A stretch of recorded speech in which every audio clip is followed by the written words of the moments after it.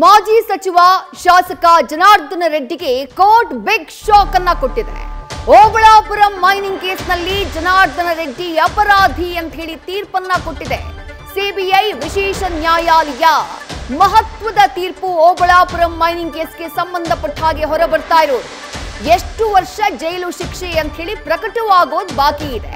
ಒಂದು ವೇಳೆ 4 ವರ್ಷಗಳಿಗಿಂತ ಹೆಚ್ಚಿನ ಶಿಕ್ಷೆಯಾದ್ರೆ ಶಾಸಕ ಸ್ಥಾನದಿಂದ ಅನರ್ಹರಾಗ್ತಾರೆ ಜನಾರ್ದನ ರೆಡ್ಡಿ. ಓಬಳಾಪುರಂ ಮೈನಿಂಗ್ ಪ್ರಕರಣಕ್ಕೆ ಸಂಬಂಧಪಟ್ಟ ಹಾಗೆ ಬಂದಿರುವಂತಹ ತೀರ್ಪಿದು. ಈ ಕೇಸ್ನಲ್ಲಿ ಪ್ರಮುಖ ಆರೋಪಿಯಾಗಿದ್ದು ಜನಾರ್ದನ ರೆಡ್ಡಿ. ಈಗ ಸಿಬಿಐ ವಿಶೇಷ ನ್ಯಾಯಾಲಯ ಜನಾರ್ದನ ರೆಡ್ಡಿಯವರು ಓಬಳಾಪುರಂ ಮೈನಿಂಗ್ ಪ್ರಕರಣದಲ್ಲಿ ದೋಷಿ ಅಂತ ಹೇಳಿ ತೀರ್ಪನ್ನ ಕೊಟ್ಟಿದೆ.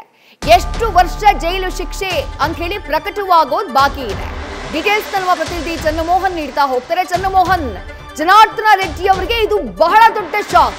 ಒಂದ್ ಕೇಸ್ನಲ್ಲಿ ತೀರ್ಪು ಬಂದಿದೆ, ಅವರು ಅಪರಾಧಿ ಅಂತ ಹೇಳಿ. ಮುಂದಕ್ಕೆ ಏನಾಗಬಹುದು? ಎಷ್ಟು ವರ್ಷಗಳ ಕಾಲ ಶಿಕ್ಷೆಯಾಗುವ ಸಾಧ್ಯತೆ ಇದೆ?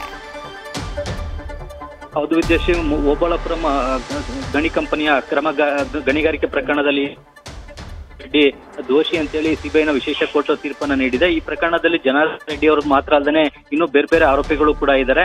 ಅವರಿಗೆ ಸಂಬಂಧಪಟ್ಟಂತೆ ಈಗ ಕೋರ್ಟ್ ತೀರ್ಪನ್ನು ಕೊಟ್ಟಿದೆ. ಮುಖ್ಯವಾಗಿ ಈಗ ಗಾಲಿ ಜನಾರ್ದನ ರೆಡ್ಡಿ ಅವರಿಗೆ ಸಂಬಂಧಪಟ್ಟಂತೆ ಮಾತಾಡೋದಾದ್ರೆ, ಓಬಳಾಪುರಂ ಮೈನಿಂಗ್ ಕಂಪನಿಯ ಮೂಲಕವಾಗಿ ಸುಮಾರು 29 ಕೋಟಿ ಟನ್ನಷ್ಟು ಅದಿರನ್ನ ಲೂಟಿ ಮಾಡಿದಂತ ಆರೋಪ ಇದೆ. ಜೊತೆಗೆ ಈ ಅದಿರನ್ನು ಕೂಡ ಕರ್ನಾಟಕದಿಂದ ಆಂಧ್ರಕ್ಕೆ ಅಕ್ರಮವಾಗಿ ಸಾಗಾಟ ಮಾಡಿದಂತ ಆರೋಪ ಕೂಡ ಇದೆ.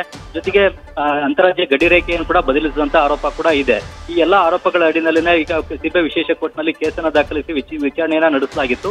ಈ ಓಬಳಾಪುರಂ ಮೈನಿಂಗ್ ಕಂಪನಿಯ ಅಕ್ರಮ ಗಣಿಗಾರಿಕೆ ಪ್ರಕರಣದಲ್ಲೇ ಗಾಲಿ ಜನಾರ್ದನ ರೆಡ್ಡಿ ಅವರನ್ನ ಬಂಧಿಸಿ ಜೈಲಿಗೂ ಕೂಡ ಕಳಿಸಲಾಗಿತ್ತು.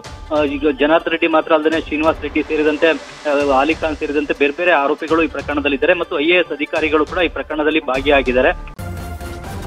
ನ್ಯೂಸ್ ಫಸ್ಟ್ ನಿರ್ಭೀತಿಯಿಂದ ನಿಮ್ಮ ಪರವಾಗಿ.